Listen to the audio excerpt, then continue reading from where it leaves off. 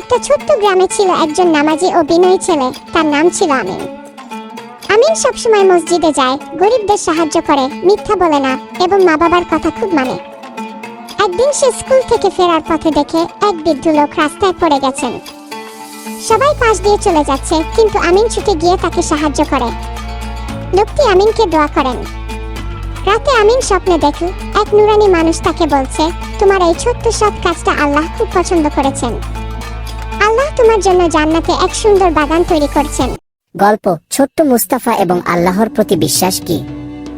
একদিন মদিনা শহরের একটি ছোট্ট গ্রামে একটি ছোট্ট ছেলে ছিল, যার নাম মুস্তাফা। মুস্তাফা ছিল খুবই সরল এবং ভালো মানুষ।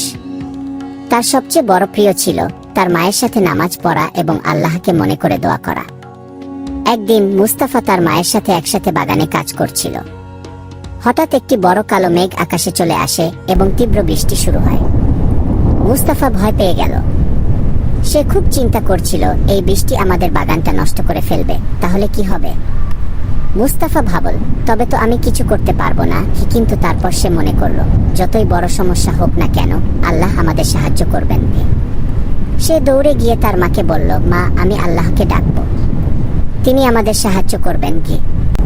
তার মা মৃদু হাসি দিয়ে বললেন, হ্যাঁ মুস্তাফা, তুমি ঠিক বলেছ, আল্লাহ সব সময় আমাদের পাশে আছেন কি। মুস্তাফা সেই সময় বসে গিয়ে হাত তুলে আল্লাহর কাছে দোয়া করতে লাগল, হে আল্লাহ, আমাদের বাগান ভালো রাখো, তুমি সবকিছুর সেরা সহায়, আমাদের সাহায্য করো কি। আলহামদুলিল্লাহ। ঠিক তখনই বৃষ্টি থেমে গেল এবং সূর্য আবার উঠতে লাগল। বাগানের সমস্ত গাছগুলো পানি পেয়ে সতেজ হয়ে উঠল।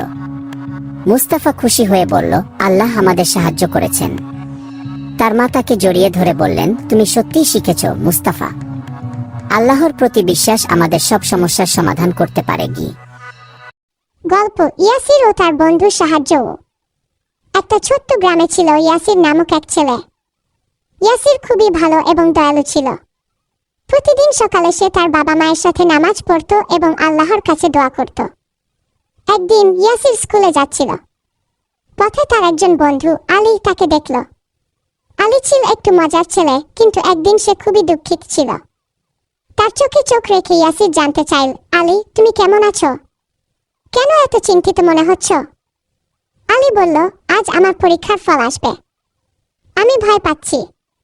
আমি যতই চেষ্টা করি, কখনো মনে হয় না আমি ভালো করতে পারবো কি। ইয়াসির একটু থেমে ভাবল।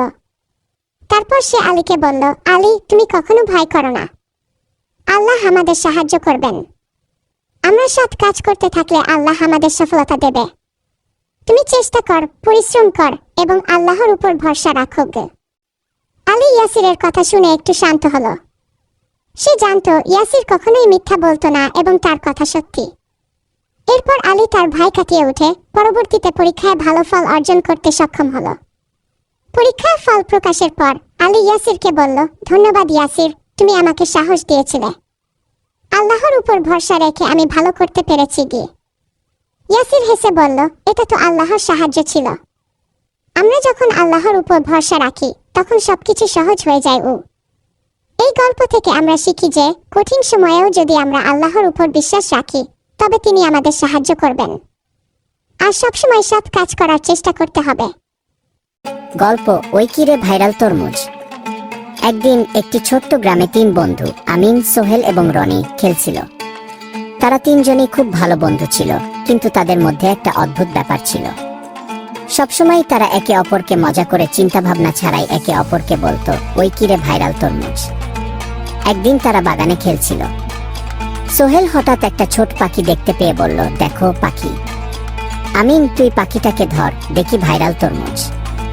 আমিন যেটা বলেছিল সোহেল সেটাকে ঠিকভাবে বুঝে না, তাই সে বলল, তুইও তো ভাই, কি কিসে, আমি ধরলে তো তোর কিপটামি দেখাতে পারবো না।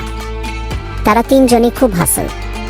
কিন্তু হঠাৎ রনি, যাকে তারা পাজি বলতো, সে আবার বলল, ওই কিরে ভাই। গল্প অমুকের ভালো কাজ কি। একটি ছোট গ্রামে বাস করত একজন ছেলে, নাম তার মুসাব। মুসাব ছিল খুবই দয়ালু এবং সবসময় সৎ কাজ করার চেষ্টা করত। তার পছন্দ ছিল প্রতিদিন ভালো কাজ করা, যেমন পথচলতি মানুষের সাহায্য করা, পাখিদের খেতে দেয়া এবং তার পরিবারের সাথে সবসময় ভালো আচরণ করা। একদিন মুসাব তার বন্ধু আব্দুল্লাহ এর সাথে খেলা করছিল। হঠাৎ তারা দেখল গ্রামে এক বৃদ্ধা মহিলা হাঁটতে হাঁটতে পড়ে গিয়েছেন। তার পা কেটে গেছে এবং তিনি খুব কষ্ট পাচ্ছিলেন। মুসাব এবং আব্দুল্লাহ দ্রুত দৌড়ে গিয়ে বৃদ্ধার কাছে পৌঁছাল। মুসাব সহানুভূতির সাথে তাকে উঠিয়ে দাঁড় করানোর চেষ্টা করল এবং বলল, আপা, আপনি ঠিক আছেন তো? আমরা সাহায্য করতে পারি। বৃদ্ধা মহিলা কিছুক্ষণ চুপ করে থাকলেন, তারপর বললেন, তোমরা খুব ভালো ছেলে, তবে আমাকে কিছু দরকার ছিল না গি। মুসাব তখন বলল, আপা, আমাদের দায়িত্ব হলো একে অপরকে সাহায্য করা। আমাদের প্রিয় নবী সাল্লাল্লাহু আলাইহি ওয়াসাল্লাম বলেছেন, তোমরা যতটা সম্ভব ভালো কাজ করো, মানুষকে সাহায্য করো এবং আল্লাহর সন্তুষ্টি অর্জন করো। বৃদ্ধা মহিলা মুসাবের কথা শুনে খুবই খুশি হলেন এবং তাকে দোয়া দিলেন, আল্লাহ তোমার ভালো কাজ কবুল করুক, মুসাব গু। তারপর মুসাব এবং আব্দুল্লাহ বৃদ্ধাকে তার বাড়ি পৌঁছে দিল। বৃদ্ধা মহিলা তাদের ধন্যবাদ দিলেন এবং তাদের পরিবারের জন্য দোয়া করলেন। তারপর মুসাব এবং আব্দুল্লাহ আবার মাঠে খেলা শুরু করল। কিন্তু তারা জানত তাদের ভালো কাজ আল্লাহর কাছে পৌঁছেছে এবং আল্লাহ তাদের সৎ কাজের জন্য পুরস্কৃত করবেন। শিক্ষা: এই গল্পটি আমাদের শেখায় যে আমাদের একে অপরকে সাহায্য করতে হবে এবং ভালো কাজ করতে হবে, কারণ এতে আল্লাহর সন্তুষ্টি পাওয়া যায়। আমাদের জীবনে প্রতিদিন ভালো কাজ করা উচিত, যেভাবে মুসাব এবং আব্দুল্লাহ করেছিল।